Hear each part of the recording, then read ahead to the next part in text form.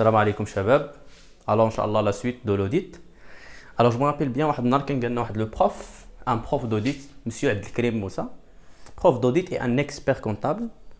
Quelle est la différence entre un comptable et un comptable? Un comptable, c'est la différence entre les deux comptables. Un comptable qui va toucher 3000 dirhams et un comptable qui va toucher 30 000 dirhams, voire plus, c'est la compétence. واحد ما كيدخلش المعلومه ما كيأكسبتيش une information حتى كيكون عنده واحد لا باز sur il est basé sur une certaine logique. Il est logique à accepter, qui raisonner, qui accepter l'information. واحد ما كيما تنقولوا ما باغيش يحرق راسو واللي جابها الله تيدخل للدماغ. Non, je dois raisonner, je dois utiliser la logique avant que j'accepte l'information, avant que l'information soit acceptée. Donc c'est pour ça que je fais les différences entre c'est pour ça déjà l'expert comptable, nous allons voir ça, les honoraires d'audit. Un expert comptable ou là un auditeur, il touche 1500 dirhams, les honoraires, le classe dialo. 1500 dirhams, 1500 dirhams, ماشي par jour, non, par heure. 1500 dirhams par heure, ça c'est le minimum.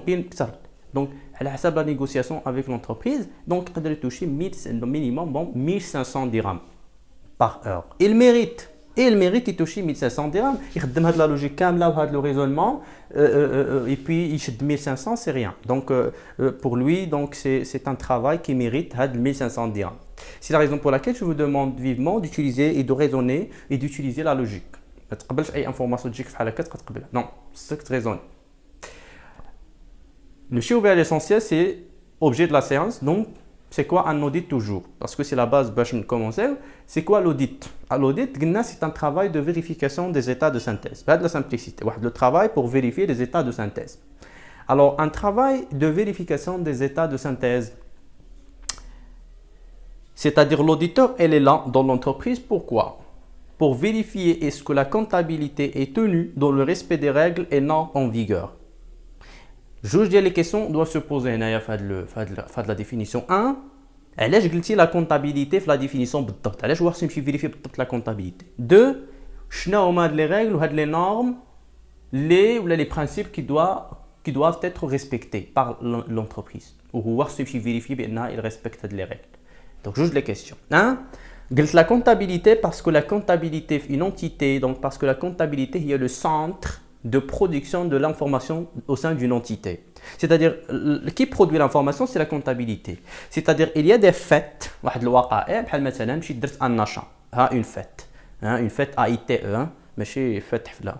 Donc مشينا درنا un achat, donc il y a une fête, la fête, il donne naissance tout simplement à une écriture comptable parce que min dert achat, j'ai tenu une facture, sur la base de la facture, je vais enregistrer sur un livre journal et puis reporter l'écriture sur un grand livre et puis sur la balance et puis ce qui va donner naissance aux états de synthèse. On va voir le processus comptable. Mais il y a déjà il y a une base. C'est voilà. Donc c'est pour ça on se concentre à la comptabilité parce qu'il y a le centre de production de l'information. Et que cette information ça doit respecter certaines règles et certains normes parce que l'auditeur il est là pour vérifier la sincérité et la régularité puis que les deux donnent ce qu'on appelle l'image fidèle. La sincérité et la régularité. Alors la sincérité, on a la bonne foi dans l'établissement des comptes, nous reviendrons sur cela. Et puis la régularité, c'est-à-dire les règles. Donc on regarde les règles, on vérifie les règles, puis la sincérité, et automatiquement, on a l'image fidèle, qui est la finalité recherchée par les auditeurs. Alors, donc tout simplement, nous raisonnons un petit peu. Donc, les référentiels d'audit. Avant de commencer, نمشيو toujours l'origine. J'aimerais bien نمشيو l'origine باش تكون déjà فهمت منين جبنا داكشي اللي كنجيبو ومين كنجيبوه. ماشي نشدو نعطيه لك بحال هكاك. نو. نمشيو لي référentiels d'audit. يعني l'auditeur فين كيمشي كيدير لو travail ديالو ماشي كيديرو غير هكاك منه لراسو. Non, son travail il est relatif. C'est-à-dire quoi relatif? Il est lié هو كيمشي vérifier le respect des règles وداك les règles كاينين في شي بلايص. شنو هما هاد البلايص هما لي لوا اللي كاينين. دونك لي ريفيرونسيال دوديت اللي كيعتمد عليهم في لو طرافاي ديالو كاين لو مانويال دوديت.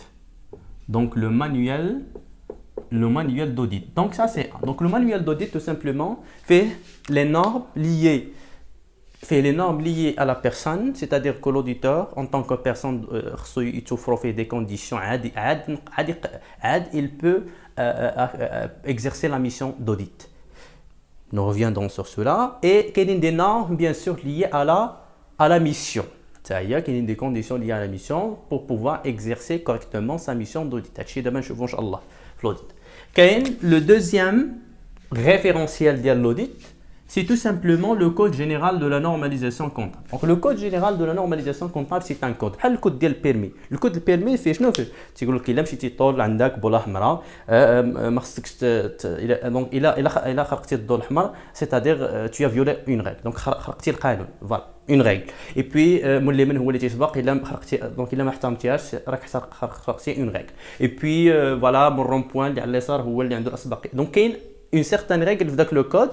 Le code général de la normalisation comptable fait certaines règles à respecter pour produire une information fiable et pertinente. Pour produire une information de qualité. Donc voilà, donc le code général de la normalisation comptable, pour produire une information, il doit, cette information, respecter certaines règles et certains principes. Le code général, le code de permis, ou respecter les règles. Donc, puis il y a la loi comptable. La loi comptable, et donc la loi comptable, c'est un référentiel. C'est la loi donc tout simplement 988, telle que modifiée et complétée par la loi donc 4403. C'est un référentiel. Alors la loi comptable fait la procédure comptable tout simplement. كيفاش كنديرو كيفاش la base من une facture حتى كنمشيو les états de synthèse. Donc il y a un processus comptable à respecter, c'est-à-dire lors de l'exercice de métier de comptable, c'est-à-dire lors de la tenue de la comptabilité, on doit respecter la loi comptable. Donc il fait 26 articles, dans 26 articles, les articles doivent se respecter lors de l'exercice du métier comptable, donc lors de la tenue de la comptabilité. Puis, parmi les référentiels, c'est la loi 1795. Alors 1795, c'est la loi telle que modifiée, complétée et modifiée par la loi 2005 ou bien 0520. C'est la loi relative aux sociétés anonymes, les sociétés de capitaux. Et relative aux sociétés de capitaux, qu'elle fait le CAC, le commissaire aux comptes. Il réglemente le métier et la mission du commissaire aux comptes. L'article 159, 159 jusqu'à 181, les articles qui sont le commissaire, elle réglemente le métier du commissaire aux comptes. Et puis, la loi relative aux experts comptables, c'est la loi 1589. C'est la loi 1589. Donc la loi 1589, c'est la loi qui réglemente le métier des experts comptables. Et puis les experts comptables et les commissaires aux comptes, les deux, vous avez compris tout simplement, les auditeurs légaux. Un auditeur légal, c'est les experts comptables et les commissaires aux comptes, habilités par l'État, c'est-à-dire l'autorisation est certifiée au nom de l'État. Parce que ce sont des personnes assermentées, donc ils peuvent exercer le métier d'audit légal. Ils peuvent tenir une mission d'audit légal. Donc, ce sont les référentiels d'audit. Les référentiels d'audit. On va tout simplement prendre un cheminement très simple à travers un schéma. On va dire le code général de la normalisation comptable de la séance. Et puis on va qui fait la relation entre la loi comptable, le code général de la normalisation comptable. Donc la loi 1795 et la loi 1589, nous allons voir au niveau du manuel d'audit. Nous allons voir tout ça. Et puis le manuel d'audit, c'est l'objet de l'audit tout simplement. Ce sont des normes qu'on doit voir obligatoirement. Donc, voilà, vous avez compris, voilà, ce sont les référentiels de l'audit qui devrait exercer son travail. Le code de commerce, attention, que le code de commerce, il se réfère mais rarement, mais c'est un référentiel du commissaire au compte, un auditeur en général, parce qu'un auditeur, c'est un expert comptable, un commissaire au compte et un expert comptable, attention, inscrit à l'ordre des experts comptables. Donc, la comptabilité pour produire l'information au sein d'une entité, la comptabilité, on s'inspire des sources. On s'inspire, c'est-à-dire que la comptabilité a des sources. Pour qu'il soit conforme aux règles et lois, on s'inspire à des sources. Quelles sont des sources? Les sources de la comptabilité, les sources comptables, on peut dire que des sources comptables. Donc les sources comptables, pour produire l'information correctement, c'est-à-dire produire une information comptable correcte, la comptabilité, il s'inspire de deux références. La loi comptable. Donc la loi comptable, c'est-à-dire la loi 988, telle que modifiée par la loi 4403. Et puis, il s'inspire du Code général de la normalisation comptable. Donc, la comptabilité s'inspire du Code général de la normalisation comptable et de la loi comptable. Donc, on a essayé de me suivre parce que je fais une logique. Donc, le Code général de la normalisation comptable, bien sûr, qu'il y a Google. Donc, le Code général de le Code général de la normalisation comptable, c'est un ensemble de principes, c'est un ensemble de règles, fait des règles et des principes qu'on doit respecter. C'est un ensemble de principes, c'est un ensemble de règles qui doivent être respectées pour refléter l'image fidèle, pour trouver l'image fidèle. Donc, pour trouver l'image fidèle, il y a un certain principe, une certaine règle qu'on doit respecter. Quelques principes, quelques règles à respecter. Donc, le Code général de la normalisation comptable, il a fait deux grandes parties. Il fait deux grandes parties. La première partie fait le plan comptable général des entreprises. Et le plan comptable général des entreprises. Et la deuxième partie, bien sûr la première partie parce que le plan comptable sera donc la première partie c'est la norme générale comptable. Donc la norme générale comptable, c'est-à-dire une comptabilité normalisée entre toutes les entreprises au Maroc. Ils convergent vers le respect des principes et des règles mis par, c'est-à-dire les prescriptions du Code général de la normalisation comptable. Parce qu'on a une comptabilité unique. Non. Donc, c'est la raison pour laquelle on a une norme générale comptable. Donc, la norme générale comptable, attention, chauffe la logique. La norme comptable générale, elle a besoin d'un dispositif pour appliquer cette norme. C'est-à-dire, pour appliquer la norme générale comptable, on aura besoin d'un dispositif. C'est le manuel descriptif, il est rigide. Donc, le dispositif, c'est la logique. Donc, le dispositif, c'est le plan comptable général. C'est le plan comptable général des entreprises. C'est la raison pour laquelle le deuxième. Qui est la norme générale comptable.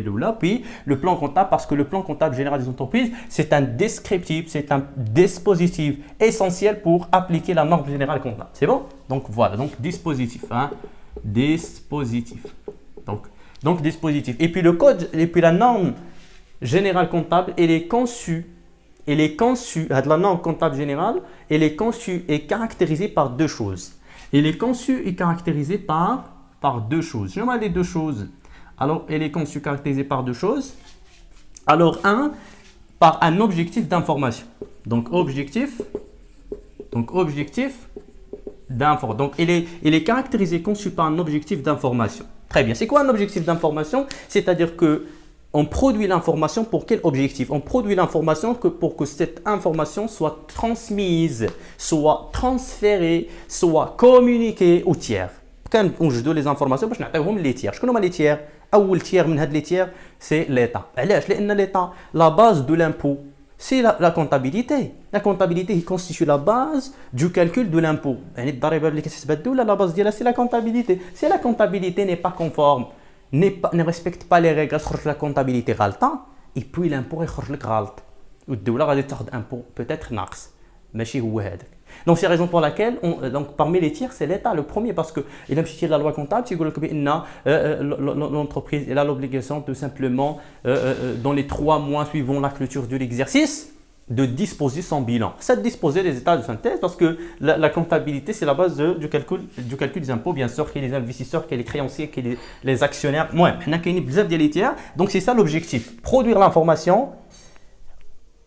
Pourquoi? Pour fournir cette information aux tiers. Et puis, l'information fournie, il doit être, attention, il doit être fiable selon le code général, fiable et pertinente. Ça se compte fiable, donc on une information, une information fiable, pertinente. Lorsque je dis la fiabilité de l'information, une information fiable, elle porte le caractère quantitatif. C'est-à-dire que tout simplement, c'est-à-dire que les états de synthèse, les montants comportant dans les états de synthèse sont sûrs. C'est-à-dire on a des montants qui sont sûrs, c'est-à-dire qui sont exacts. C'est-à-dire que les montants qui figurent, tout simplement dire la fiabilité, ils renvoient à la quantité, portent le caractère quantitatif. Donc, c'est-à-dire que les montants qui figurent aux états de synthèse sont sûrs, ils sont exacts. Donc, c'est tout simplement montant sûr.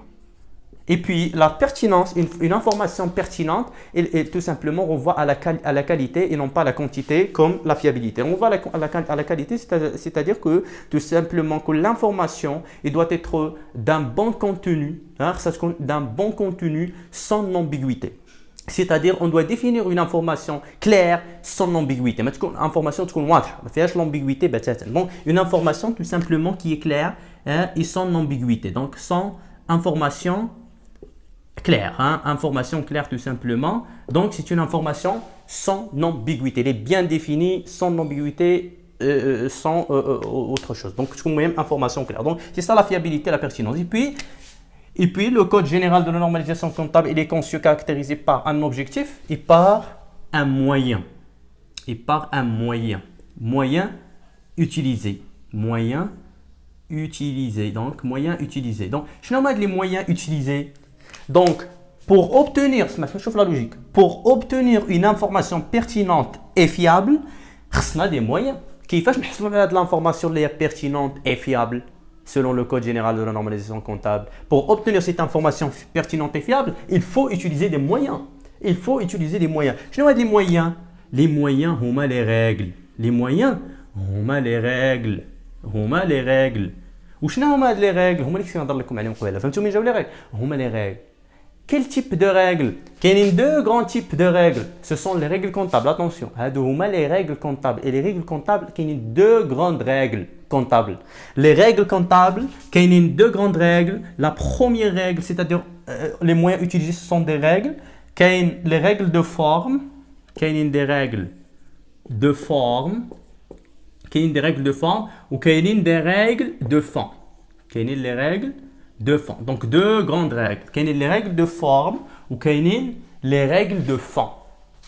Donc, les règles de forme et les règles de fond permettent tout simplement d'avoir une information pertinente et fiable. Si on respecte ces règles, l'information va être pertinente ou fiable. Et si l'information pertinente est fiable, on va obtenir l'image fidèle tout simplement. L'image fidèle qui est recherchée. Donc, voilà la logique. Donc, il y a une certaine logique. Donc, si on respecte les règles qui sont les règles de forme et les règles de fond, tout simplement, on va obtenir une information qui est fiable et qui est pertinente. Et si l'information comptable pertinente et fiable selon le code général, elle va conduire tout simplement à l'obtention de l'image fidèle. La finalité recherchée par l'auditeur, c'est l'image fidèle. Et donc, il est obtenu à travers la pertinence, à travers une information pertinente et fiable. Et l'information ne peut être pertinente et fiable que si on respecte quelques règles et quelques principes. Qui sont les règles? Ce sont les règles comptables. Il y a deux grandes règles comptables, ce sont les règles de forme et les règles de fond. Je nomme les règles de forme. Les règles de forme, qui sont trois. Un, il y a un plan de compte. Les règles de forme, il y a un plan de compte. La présentation des états de synthèse ou l'organisation comptable. Trois règles. Il y a l'organisation comptable, un plan de compte, c'est-à-dire le plan comptable, on va voir, un plan de compte et tout simplement la présentation des états de synthèse. Et puis, il y a les règles de fond. Je nomme les règles de fond. La conception des états de synthèse, et les 5, on a conçu 5 états de synthèse. La conception des états de synthèse, les méthodes d'évaluation, nous reviendrons sur cela. Et troisièmement, c'est les principes comptables fondamentaux. Les 7 principes comptables fondamentaux. Ce sont les règles de forme et les règles de fond. Donc, ce sont les règles, tout simplement, les règles de forme et les règles de fond. Donc, voilà un petit peu, on a schématisé pour coller et pour faciliter et banaliser un petit peu l'information. Donc, voilà les sources comptables, c'est-à-dire la comptabilité s'inspire de deux sources pour produire une bonne information, c'est-à-dire selon le code, c'est information pertinente et fiable. Les deux sources, c'est le code général et la loi comptable. Et puis le code général, le code général, mais cherche la loi comptable. Le code général a deux grandes parties, le code. La première partie, c'est la norme générale comptable, c'est-à-dire une comptabilité normalisée au niveau national. Et puis la comptabilité normalisée nécessite un dispositif qui est le plan comptable général. Alors attention, le plan comptable général, pour ne pas oublier, fait deux types à chaque année. Le plan comptable général fait deux types. Je n'ai les deux types de plan comptable général. Quel est le plan comptable général? Quel est le plan comptable général اللي كتعرفوه في ذاك الكتاب الأحمر؟ Le plan comptable général. وكاين un plan comptable sectoriel. كاين un plan comptable sectoriel ولا كيتسمى un plan comptable professionnel. غتقول لي كيفاش هذا plan comptable شباب؟ إلا قلت لك لو سيكتور agricole الفلاحة، واش يصلح له ذاك الكتاب الأحمر؟ le plan comptable général اللي كنعرفوه ما غاديش يصلح له. ما غاديش يصلح لي parce qu'il ne s'adapte pas avec l'activité agricole. Et c'est la raison pour laquelle كاين عندهم un plan comptable بوحدو qui s'adapte avec le secteur agricole. Et donc عندنا un plan comptable sectoriel par secteur. إلا قلت لك l'assurance, les assurances واش يقدروا يخدموا بداك le plan comptable الأحمر؟ non, ما يقدروش parce que ne s'adapte pas avec l'activité ديال le secteur financier. Est-ce que les banques يقدروا يخدموا le plan comptable اللي كتعرفوه الأحمر؟ non, ils peuvent pas. Et donc c'est pour ça qu'ils ont un plan بوحدو qui s'adapte avec les banques. Et donc كاين un plan comptable général اللي هو الأحمر, mais attention, كاينين d'autres plans comptables qui sont les plans comptables professionnels ou les plans comptables sectoriels. Dans les plans comptables professionnels, le sectoriel tout simplement, et donc le plan comptable général fait deux parties, le plan comptable général et le plan comptable sectoriel. Et donc c'est le dispositif qui permet tout simplement l'application de la norme générale comptable. Et la norme générale comptable tout simplement a un objectif d'information, c'est la fiabilité et la pertinence de l'information. Et on ne peut obtenir une information pertinente et fiable que si on respecte certaines règles, c'est-à-dire ce sont les moyens utilisés pour obtenir cette pertinence et cette fiabilité qui sont les règles de forme et les règles de fond. Donc la séance prochaine, Inch'Allah, nous allons voir tout simplement que sont les règles de forme et qui sont les règles de fond. On ne peut pas auditer شي حاجه وانت ما تعرفهاش. انت غادي هاشكرتك بغيتي تمشي auditer une entreprise, غادي نمشي auditer ليها les règles de forme et les règles de fond est-ce qu'ils sont respectés. الدوله حطت قانون, غانا نمشي نفيريفي واش هي احترمت القانون, وانت عارف القانون بعدا اللي حطته الدوله, c'est-à-dire هاد لي ريغل. دونك خصك تعرف كي سون هاد لي ريغل اللي انت اصلا غادي تمشي تفيريفيهم باش تمشي تفيريفيهم, خصك تفهمهم avant de commencer, avant que voilà on fasse le travail. Donc on se verra Inch'Allah automatiquement tout de suite la séance GA.